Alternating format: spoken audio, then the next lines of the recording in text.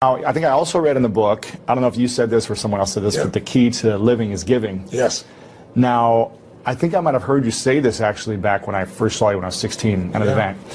And I remember thinking, I don't have anything to give. I don't have any money. You know, how am I supposed to invest my money? 10, 20% every month. And then how can I give on top of that? But I really understood that, you know, it's so valuable and important to give. And I work with a lot of nonprofits myself, building schools for kids around the world. Wonderful. And I've seen a big impact in my life, in the way I'm able to serve people. Sir John Templeton told me that he's never seen anyone tithe, which, you know, tithing is usually 10% of what you earn, for at least a decade, who didn't become incredibly financially free. Wow. And I think the reason is, I had a moment like when my whole life changed. It was kind of twofold. I was really young, like yourself back then, right? Working my tail off, trying to build a business. And you have big goals, you know, you don't always succeed to start with. They just come together, right? You know, it was hard. And I remember I was so frustrated because I was working 18-hour days and nothing was working, and I was broke, and I felt embarrassed, you know, I should be doing better than this. Sure. And so I was driving home from Orange County on the 57 freeway in San Gabriel Valley, out near a place in Pomona, California. It probably doesn't matter anybody else, but I can remember it so vividly because it was almost midnight. And I was at this breaking point. And then I was like, why am I not, you know, doing better? And then I just pulled over the road, and I used to keep these journals. I still have them, written journals. And I wrote in big lines, you know, the secret to living is giving. And I started to cry. And I realized, I am so focused on what am I not getting. Receiving. I'm not focusing on what I'm giving. So for 6 months, man, it turned me around. But then, you know, something else to get in your body. It was in my head, it was in my heart, but it had to get in there to stay. And I started going through some really tough times, and I lost everything financially. And I was mad at everybody because, like, I'd loaned a friend $1,000, and, you know, I'd been doing well, and he didn't even return my phone call. And what changed me was I was down to, I don't know, 22, 23 bucks, something like that. I don't know, it was $24. Enough that I knew that I didn't have money for food for the next week, clearly. And I didn't have any prospects. And I was living in Venice in this 400 square foot bachelor apartment, feeling sorry for myself, getting pissed off. And I thought, you know what, I got to eat. So I'm not going to drive my car because I'm not going to spend the gas. I'm not going to pay for parking. Sure. I'm going to go to an all-you-can-eat place and load up for the winter, right? So I can get more, like one meal a day. Right. And so there's a place called Marina del Rey, not far from Venice. And it's a beautiful community, and it's right on the water. And there's a place called El Chorrito. It's still there. It's a little restaurant. It had taco bar and all that kind of stuff. So I walked there for the 3 miles, and I go, okay, I'm going to go and load up. And I was all about myself and getting through this. And this woman walked through the door, actually a very attractive lady. That's probably why I caught my attention. And I went to see who her boyfriend is, and there's nobody up there. There's a little guy down here. It was obviously her son. And he's wearing this 3-piece suit, you know, a little vest. He opens the door for her. He pulls out the chair for her. And it was just, he stared into his mother's eyes. I mean, it was just pierced into her eyes. I don't know what it was. It was something about him was just so moving. He was such a sweet, caring, loving young man to his mother that moved me. So I paid for my meal. I don't know what was left, 17, 18 bucks. Put it back in my pocket, was left. Walked up to this young man, introduced myself, and I said, hi, I don't remember his name. I think he said his name was Ronnie. And I said, Ronnie, I said, you're a class act. I saw how you opened the door for your lady. I saw you held out the chair for your lady. He goes, she's my mom. I said, that's even more classy. Right? And I said, so cool that you're taking her out to lunch like this. And he goes, well, I'm not really taking her lunch because I'm just 11 and I don't have a job, you know. Right. I said, yes, you are. And I had no plan. I just reached in my pocket, took all the money I had, changed dollar bills, and threw it right there in front of him. He looked at me like this. He goes, I can't take that. I said, sure you can. He said, well, why? I said, because I'm bigger than you are. And he got this big grin on his face. His eyes got this big. And I just shook his hand. I didn't even look at his mom. And I just walked out the door. But the reason I tell you the story is I had no car. I had no money. I was euphoric. I was like flying home. I was like, you know, I probably looked like an idiot, probably skipping or something. I mean, I was just, and what I felt was, I should have been like, what the hell did you just do? I have no meal. What are we going to eat? I went home that night, I laid out a plan. And the plan was going to take me, 10 days, 2 weeks. So I thought, well, people fast for a week. I could fast for a week, that type of thing. And I have this great mindset about it. And I woke up the next morning, and I get the old regular snail mail shows up. And it's this guy I've called a zillion times who wouldn't return my call. I open it up, there's a check, $1,000 plus interest and an apology. Wow. So I'm sitting there, and I started to cry, honestly. And I was just like, why did this happen, And I don't know if it's true, but I decided that day this happened because I did the right thing. Because I didn't have a plan. It wasn't a strategy. I just thought this little soul beside me. I knew it was right, and I did it. And I didn't do it because I thought I could or I couldn't. I didn't even think about it. And that's the day I became a wealthy man, because I didn't have any money, but scarcity left my body. And I had plenty of ups and downs since that time, in various times in my life, but I never went back to that, oh my God, you know, how's it going to happen? Yeah. It's like breathing. Do you stop and say, God, is there going to be any air before you take a breath? You know it's going to be there. Right. You don't run your life by that aspect. And so that to me is what it's about, is showing people, if you won't give a dime out of a dollar, don't bullshit yourself. You'll never give $1 million out of 10 million or 10 million out of 100 million. It's just not going to happen. But if you can do that now, you don't ever get beyond scarcity. You start behind it. You make a decision to get beyond it. So how does someone, you know, when they're living in scarcity, they're living in fear, and it's like this emotional feeling. It's in your body, like you say, when you're like, I can't even pay for my meal. How am I going to like start giving? What are some things that people can do to start overcoming that mindset, or start strengthening it, or shifting it? So I'll tell you a couple things. I'll tell you what I did when I was first on my own. You know, I got my mom kicked my dad out when I was 17. She was a very powerful woman. I had 4 fathers, so they all learned how to get the boot. She thought I was on his side, so she kicked me out next. I was 17. She chased me out with a knife. She wouldn't have hurt me, but I wasn't going back in the room. Wow. And that's how I had to figure out what to do. And I didn't place to stay, and you know, I was staying in somebody's laundry room for a while, and I started reading and feeding my mind, and then I developed this little system, and the system was really simple, and I tell people now, as I say, number one, every single day, you got to feed and strengthen your mind. Until you do that, you're always going to be in fear, because fear is automatic. The human brain is designed for survival. It's not designed for success. Your brain is not designed to make you happy. That's your job. And the only way you're going to do it is if you feed your mind, because otherwise, weeds grow automatically. My coach, my mentor, Jim Rohn, used to tell me, so Tony, every day you got to stand guard at the door of your mind. You got to watch what's going in, because if you're not careful, stuff will go in. And he said, not all the times it's somebody who cares about you. He said, you know, if your family, if your worst enemy puts sugar in your coffee, he said, what happens? I said, you got sweet coffee. He goes, what if your best friend by accident, or your family, don't mean to, they drop 1 drop of strychnine in your coffee, you're dead. He said, so life, sugar, and strychnine, and watch your coffee. Right. So every day I decided, I'm old enough, honestly, there was no internet those days, and pretty ancient. I used to go to the library, because it's the only place you go. And I'd read biographies, I'd read people's lives, and it'd make me go, wait a second, as bad as I think it is, the greatest people in the world had it worse. Sure. So there's something here. So you feed your mind. Jim Rohn used to say to me, skip a meal, but don't skip reading. He said, read 30 minutes a day. I don't give a damn what it is. And today, I don't mean internet crap. I mean, read something, a biography, read something that's a strategy, read something that's going to change your life. Then the second thing I tell people is feeding your mind's great, but you've got to also strengthen your body. And you do that as an athlete naturally.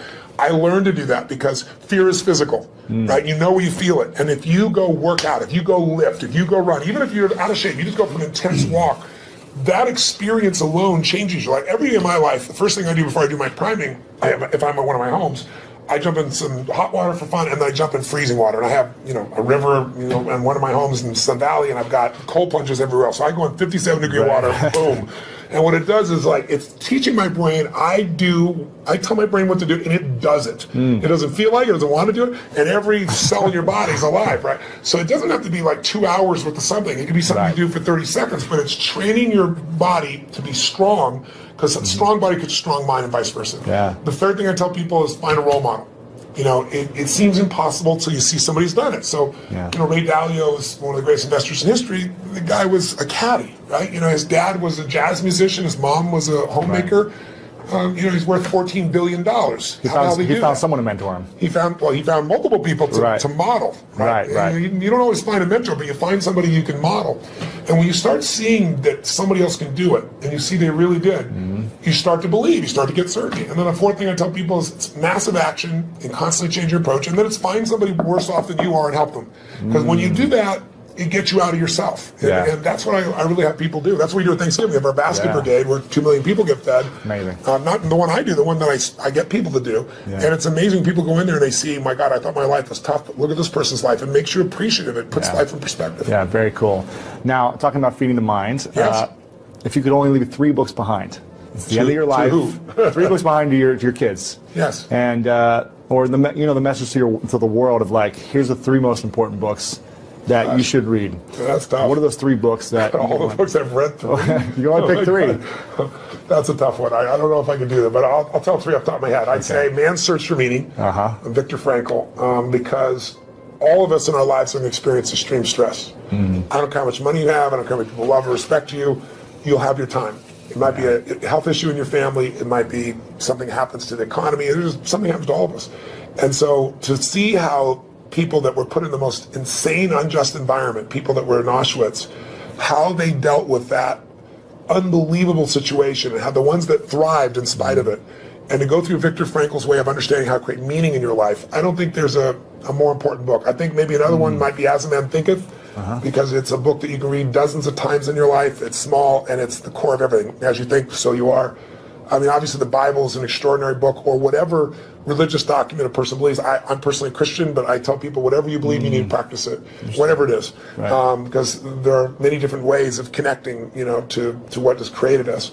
And then that's 3 already, but I give you one more. I think another one that's important would be understanding the life cycles of humanity. There's a book called Generations. It's a big book. It's, I think, 1,000 pages, 800 pages. Bigger than this book. Much bigger than this book. But it's a book worth reading because it shows you how, as every 100 years, 80 to 100 years, we run through the same cycles. Like what we've just gone through economically in 2008 happened 80 years before. And you can go through 1,000 years of Roman history and you see it. And when you begin to be able to anticipate what's coming, you know how to take advantage of the season. Some people freeze to death in the winter. People that are prepared might snowboard or ski and have a good time. Right. So it's a brilliant book, and it's by Strauss and Howe. It's worth reading. Cool. All right, so those are 4. I'm curious, why didn't you recommend one of your books? I don't think I'm the greatest book in history. I'm just teasing. I'd frankly have put someone in an event. Exactly, yeah. Events are incredible. This is a question from your son. Yes. And I said, is there any question you haven't asked your dad that you're still curious about? And he said, yeah. He's pretty calm, actually. He's a calm guy. He's not outrageous like you. He's pretty outrageous. And he said, my dad does everything on such a big scale. Everything is big. Everything is huge, impactful. It's like the biggest it can be, the best it can be. Yeah. He said, but I wonder what's something small he's done that he's so proud of. So is there something small you've done? An example was you giving money to, that child. It was a great example of that. But is there something recently you've done that's so small that you're like really proud of? A lot of people don't think proud is a good term. I think it actually is. Ego is edging God out. That's when you make shit up to make yourself feel good. But I think if you've really done something, you have, and no one can take that from you. And so I'm proud of who I am as a man. I'm proud of the things that, what goes on when the camera's not on. And there are people around me all the time that will tell other people stories about what I'm really like, so I don't have to communicate that to people. It gets shared. So I don't know. There's so many things in life. I don't measure them as big versus small. Sure. My wife was somebody who would see one person and be thrilled, and I had to see 10,000. I think so. She's balanced it out for me. I feel like life is short, and while you're here, I want to have the most impact that I can. So I go deep and I go wide. Right. But every interaction to me is an important interaction, and sometimes that interaction is just being kind. I know it sounds stupid, but kindness can, to the right place in the right time. Somebody can be suicidal, you don't know it. You're being kind, and it changes their state. Yeah. There's an interesting story of there's a gentleman who wanted to kill Nixon, and he couldn't get access to Nixon. It's a true story. And so he wrote a journal. That's how we know the details of it. And he decided he's going to go after Wallace, and he's going to shoot Wallace. And he actually did do that shooting. And when they read his journal, it was fascinating. He didn't want to kill Nixon because he didn't like him or Wallace. He just wanted to be famous. He wanted to be worth something. And one of the reasons he didn't kill Nixon is he was going after Nixon, and he was this far from the president, and an old woman bumped into him just as he's reaching his pocket to get this gun. And in the middle of this, everything's frenzied. He wants to shoot, become the most famous man, another one of those assassins. And this woman grabbed his hand and said, "I'm so sorry.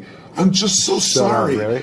And he said in his journal afterwards, his hand was on the gun. Wow. And her looking in his eyes with this love in her eyes and this kindness in her eyes, he said, "I couldn't make her witness that," and he put the gun away. Oh, man. That saved Nixon's life. Wow. Right? So we went after Wallace, But that's the power of a moment of kindness. So I think we underestimate. Somebody came and fed my family when I was 11 years old, Obviously, the person must not be alive still because I've told the story these and last 20 years. And they haven't reached out to me. Yeah. But, imagine what the impact of that was by that one little act of kindness. Crazy. Yeah, amazing. So go back to 31. You're 31, you're my age. Yeah. What are the 3 things you do with your money based on the information in this book? We talk a lot about asset allocation. Yes. The fees, understanding where you're putting your money, and understanding finding a fiduciary, right? Yes. We talk a lot about that, but what would you do if you're making... Knowing what I know today? Yeah, go back, you're 31 years old, what would you be doing?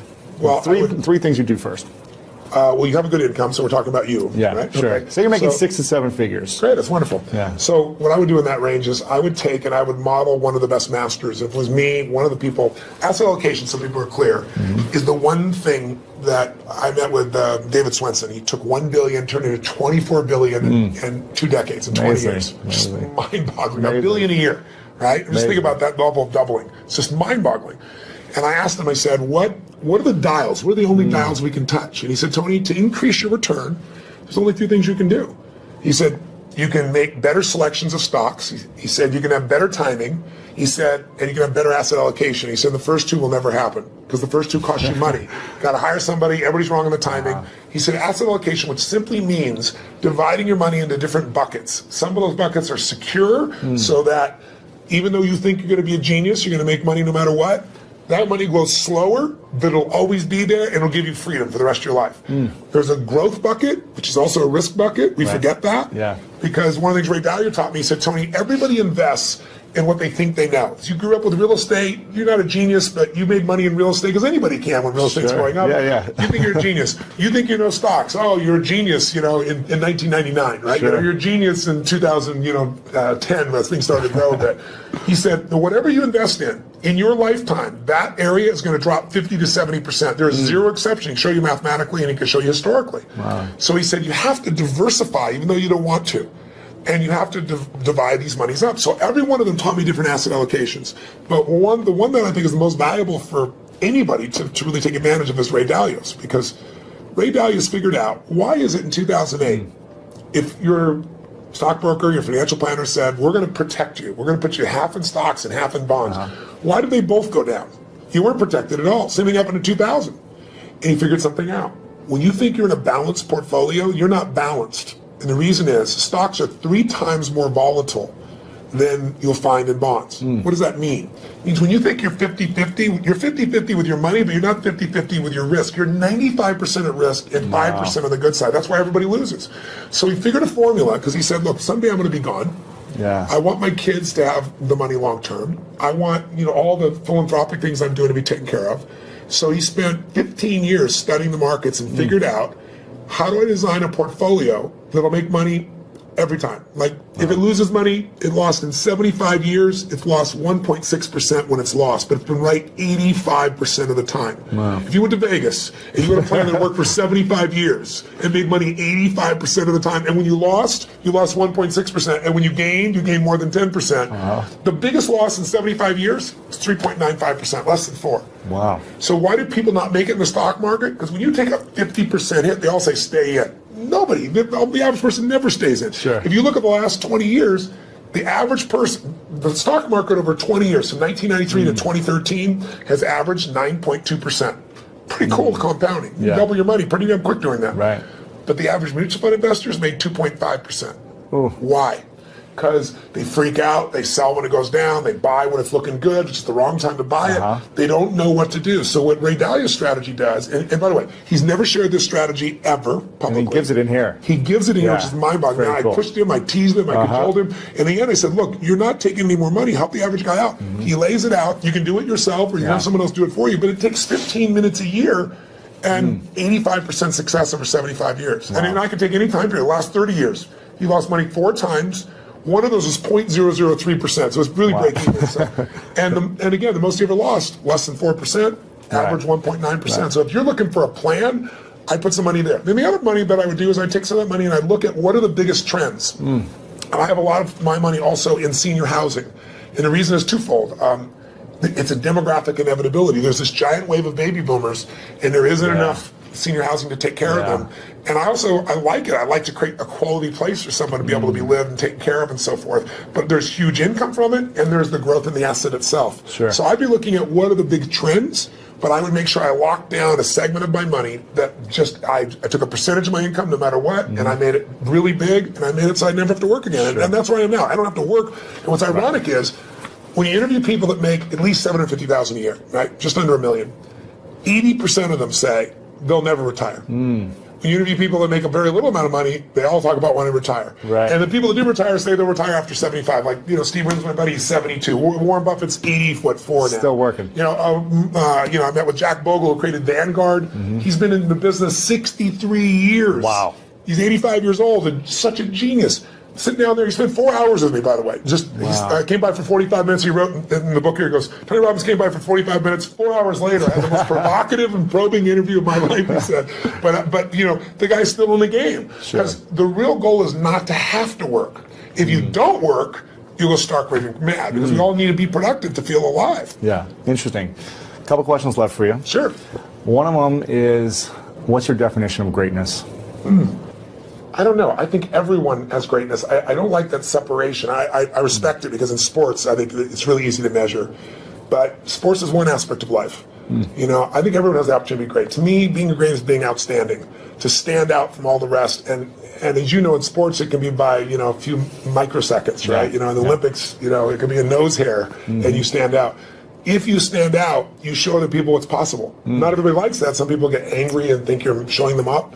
Other people get inspired. I've always been inspired by somebody who's the best in the world at what they do. And so I think greatness is somebody who just will not settle and finds a way to do, be, share, and create in life what they want, as opposed to fitting in. I think most people are trying to not be rejected. I wrote in this book, I took a quote from Aristotle saying, how do you really live your life? Well, if you don't want to upset anybody, it's really simple. Don't do anything, don't say anything, don't be anything, and everybody will like you. You know? But if you want to have a quality life, I think you just have to put yourself on the line. And so to me, greatness is people that put themselves on the line, they keep growing, they won't settle. So what's next for you? What are you still up to? I mean, why are you going after inspiring 100 million people, feeding 100 million people? What's next? Why not? Right? It's like, what else are you going to do in your life? I look at, there are lots of challenges. I mean, this was a problem I wanted to go after. It's a problem because people are being abused by a system that nobody means to abuse it. It's just, it's not an evil system. It's just, you have large corporations that are set up to make a profit, and that's their job. They're not set up to make you as an investor more profitable. So they take care of their shareholder first. So they get all the fees they can. They manipulate the system. So I want to give people freedom. To me, that's valuable. But, what I do with my life is I look at what I see that moves me. I mean, I always tell people ask me about speaking, they say, how do you be an effective speaker? I said, don't speak about shit you're not passionate about. And that you don't have a true edge where you can help somebody. If you can add massive value and you're passionate about it, then talk about it. Otherwise, shut the what up. That's my view. So when I find things that I'm very passionate about, I like to go deep. I think we live in a Facebook world, a Twitter world, a tweeting world, texting world, where people are, by technology, not realizing they're becoming more and more shallow. I mean, there are people ending relationships by texting now. It's like, are you kidding me? They go, why is the person upset? I can't understand. Did you see this? I texted you. And I look at them going, are you kidding? But technology is making us think that our Facebook friends are our friends. I mean, give me a break. There's only a few friends you can go deep with. You can't have 10,000 friends and go deep. And I think a lot of people are dissatisfied because technology is making us go faster and faster. So I look for things to go deep in. And I think in our lives, there's a few areas that matter. Your body, your emotions, your spirit, your relationships, your economics, your business. Those half dozen or so areas I like going deep in, and I'm going to keep doing it. Sure. Chad Moretta asked me he said, all the interviews you've done lately for promoting this book have been very intellectual. And he said, I'd love to see you get him in his physical state and show your move. So in a second, I want to see if you'd be open to doing a thumb wrestling and getting into state so we can show people how you do this. If you're open to it. If you're open to it. In a second. Getting in state that's not what it's about. Go ahead. I would love to see how you get into it, right before you go on stage or whatever. I don't go to state to thumb wrestle. Trust me. Arm wrestle? Yeah, no. But before we do that, if you're open to it, I just want to acknowledge you, Tony. I think it's, you've had a huge impact on my life and so many people. I posted last night, I'm going to be interviewing Tony. Is there any questions you guys might have? And hundreds of comments and questions of people saying how you've impacted their lives. So I just want to say thank you for creating the spark for so many people, including myself when I was 16 and watched you for the first time. Where did you come to the seminar? It was in St. Louis, Missouri, at the Javits Center back in the day. It was I don't think it was UPW. It was like... It's a one-day event, wasn't it? It might have been 1 or 2 day. I remember it was like...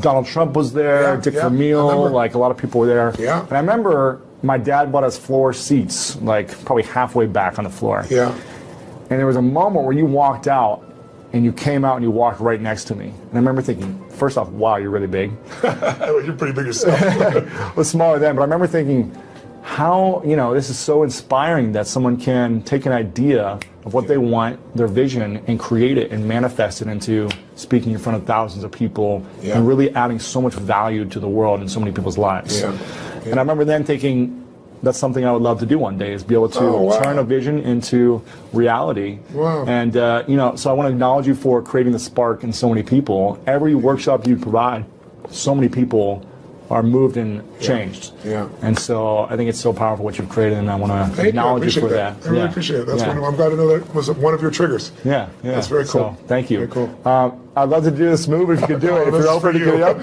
So what do you want to do? You want to thumb wrestle? I want to see you do your move, if you can show. You open to it? No. Okay, let's thumb wrestle. It's just totally artificial. Let's thumb wrestle. It's wrestle. like me talking about passion, right? I said, don't do it if you're not passionate. I'm not about passion thumb wrestle, but how do we do this? So we're going to do 1, 2, 3, 4. I declare thumb war. Okay, have you ever done this before? No, go for it. Okay. Oh, we'll just do it? You got to get my thumb down. You got to hold it for 3 seconds. Okay. You got big hands. Okay, it's going to go on for 20 minutes. Oh, you got me. I think you gave it to me. You gave it to me too easily. No, Robbins, thank you so much. Thank you. I appreciate it. Thank you so much.